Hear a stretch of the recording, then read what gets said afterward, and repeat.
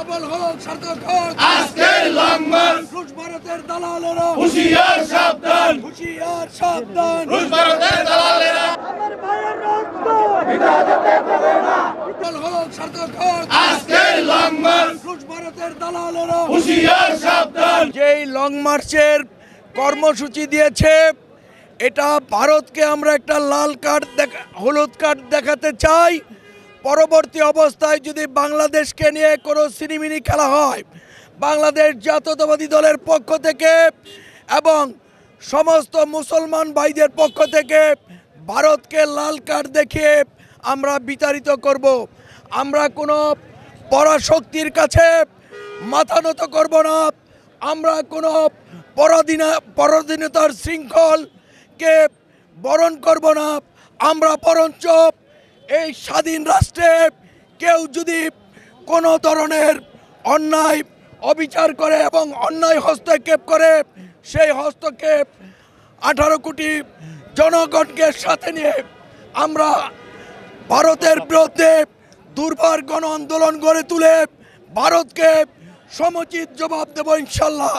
আপনারা দেখেন না প্রত্যেকের পোশাক পরিচ্ছদ, আমাদের চেহারা দেখেন। আমরা ওনারা তো না খাওয়ার কারণে ওদের চেহারাও মানে মনে হচ্ছে তারা রোহিঙ্গার মতো। আপনি পশ্চিমবঙ্গে গেলে দেখবেন রোহিঙ্গাদের মতো যে চেহারা ওদের, কারণ ওরা ঠিকমতো খায়ও না, আমাদের উপর নির্ভর করে।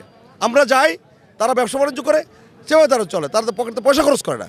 আমরা এখানে গিয়ে হাজার হাজার রুপি খরচ করে চলে আসি। এটু তারা বুঝতে চায় না। তারা চায় আধিপত্যবাদ, তারা চায় বাংলাদেশের মানুষের শোষণ করতে। এটি স্বাধীন রাষ্ট্র সম্ভব নয় তো, কারণ বাংলাদেশের মানুষের যে চেতনা, তাদের যে কৌশল দিয়ে তারা যুদ্ধ করেছে, তাদের রক্তকয়ী সংগ্রামের মধ্য দিয়ে আমরা দেশ স্বাধীন করেছি।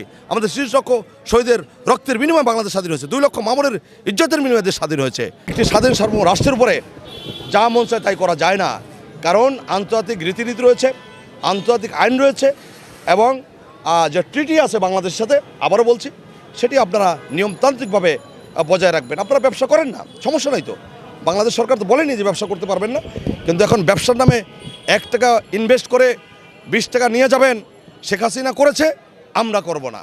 গতকালকে আওয়ামী লীগের কয়েকজন নেতা কিন্তু ধর্ষণের অভিযোগে তাদের গ্রেপ্তার করা হয়েছে। তাদের চরিত্র আমরা জানি। তারা এখনও কাজ দায় বাংলাদেশে যা করেনি, লুটপাট, ব্যাংক ডাকাতি, ছিনতাই থেকে শুরু করে এখনও কাজ দায় ভারতে গিয়ে তাই করছে। আমরা লজ্জিত, কারণ বাংলাদেশের মানুষ তো। আমরা বলতে চাই যে শহীদ রাষ্ট্রপতি জিয়াউর রহমানকে খাটো করে দেখা হয়েছে, পাঠ্যপুস্তকে ইতিহাস বিকৃত করা হয়েছে, যেটা আর সম্ভব নয়। কারণ বাংলাদেশের মানুষ বুঝতে পেরেছে যে শেখ হাসিনা একটি দানবীয় সরকার ছিল। আমরা বারবার বলেছি ফ্যাসিস্ট সরকার, দানবীয় সরকার, অগণতান্ত্রিক সরকার, দিনের পর রাতে হয়েছে। আমরা বলেছি ইভিএম নামে জাদুর বাক্সের কথা আমরা বলেছি, মানে অনেক কথা আমরা বলেছি, কিন্তু শেখ হাসিনা শুনিনি।